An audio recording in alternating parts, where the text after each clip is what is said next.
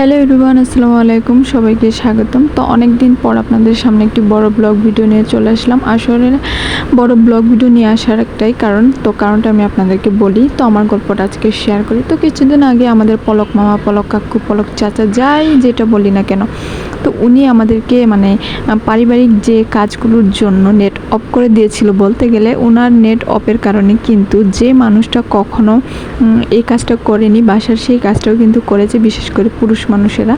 কিন্তু পুরুষ মানুষকে দেখতাম যে কখনোই বাড়ির মহিলাদের কাজে, অনেক পুরুষ আছে হেল্প করে না, তো তারাও হেল্প করেছে।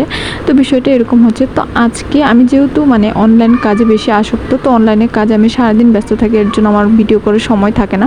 কারণ একটু পরপর কাজ আসে, আমার ওইগুলো চেক করতে হয়। তো ভিডিও করতে গেলে আমার 10-15 আধা ঘন্টার মতো ওয়েস্ট করতে হয় ওইটার পিছনে, আবার রান্নাবান্না সব কিছু মিলে। তো মেন কথা হচ্ছে আজকে প্রায় 1.5 ঘন্টার মতো বাসায় কারেন্ট ছিল না। তো কারেন্ট না থাকলে তো বাসায় ওয়াইফাই, নেট সব কিছুই বন্ধ থাকে। তো এর জন্য আজকে ভাবলাম যে টুক করে একটা ভিডিওটা করে ফেলি। তো এর জন্য টুক করে ভিডিওটা করতে গেলাম। তো বাসায় আমরা তো লাফালাফি চাপাচাপি করে ভিডিও এমনিতেও বানাই না, আর কারেন্ট নিয়ে এর মধ্যে তো ওইরকম ভিডিও বানানো সম্ভবও না। তাই বসে বসে কী করবো, আমরা হোমমেড ভিডিওগুলো বানাই। তো আমরা যেহেতু মহিলারা বিশেষ করে, তো আসলে ফেস দেখিয়ে বা সবার ফ্যামিলি থেকে তো সাপোর্ট করে না, আর এগুলো কাজ করাও ঠিক না। তো সব কিছুর মধ্যে একটা গুণা জিনিসটা থাকে, তো আমরা এটা সবাই বুঝি। তারপরে অনেকে জীবনের তাগিদে অনেক কিছুর কারণেই করে।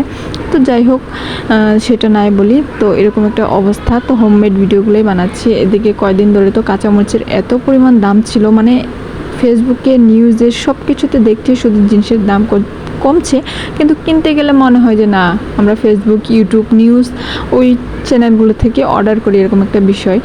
তো কাঁচামরিচের দাম এখন একটু কমে গেছে। এদিকে যে পিচ্চিটা এত পরিমাণ জ্বালাই, ভিডিও করা দেখলেই হলো সামনে চলে আসবে, কি করবে না করবে, আর সারাক্ষণ শুধু এদিক ওদিক ছোটাছুটি করতেই থাকে। তো আমি এই ডাটা অনেক দিন আগে এনে রেখেছিল, তো অর্ধেকটা রান্না করেছিলাম, তারপর অর্ধেকটা রান্না করা হয় নাই। এই যে আমার ডাটা কাটা কিন্তু শেষ হয়ে গেছে। তো আমি আজকে এগুলো কেটে দেখি কি মাছ দিয়ে রান্না করা যায়, এর জন্য এগুলো করছিলাম। তো ধোয়া মোছা সব কিছু করে রাখছি দুপুরবেলায়। তারপর বিকালে যখন একটু রোদটা কমবে, গরমটা কমবে, তখন একটু রান্না বান্নাটা সেরে ফেলবো।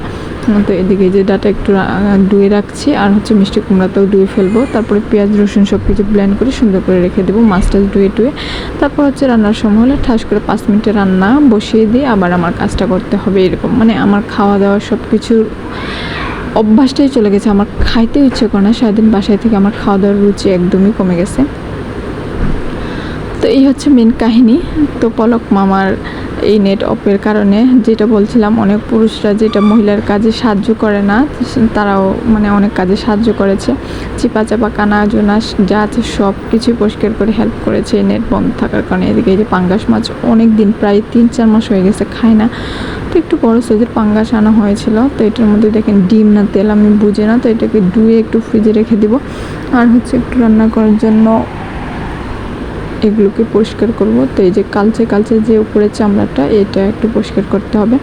তো আস্ত মাছ আনলে বেশি ভালো হয়, কারণ তখন একদম ঘষাঘষি করে ধুয়ে ফেলা যায় সুন্দর করে, কালো চামড়াটা উঠানো। কিন্তু এখন এই যে এক পিস করে ঘষা মাজা করতে হবে, একটু কষ্ট হয়ে যাবে। তো তারপরে একটু উপরের কালো দাগটা যখন ঘষে রান্না করা হয়, তখন মাছটা দেখতেও ভালো লাগে। অনেকে তো পাঙ্গাস মাছ পছন্দ করে না। তো যাই হোক, এটা যার যে পার্সোনালিটি ব্যাপার। তো আমি এটাকে একটা করে ঘষে ফেলছিলাম। তো কারেন্ট নেই, এমনিতেই গরম, কিচেনে তো এমনিই গরম, কারণ আমি সবজি টবজি কাটলে রুমে এসে কাটি, ব্যালকনিতে কাটি। কিন্তু পাশের বিল্ডিংয়ে ব্যাচেলর বাসা নিয়েছে, যার জন্য এখন ব্যালকনিতে গিয়েও কাজ করতে পারে না। ডাইনিং কিচেনে প্রচুর পরিমাণে গরম। এই যে একটা করে নিচ্ছি, তো বেশি একটা পরিষ্কারও হচ্ছিল না। তো এদিকে আমার ঘষা মাজা একটু শেষ হয়ে গেছে। এই যে মোটামুটি প্রায় 90% মতো পরিষ্কার হয়ে গেছে, একদম সাদা চকচকা।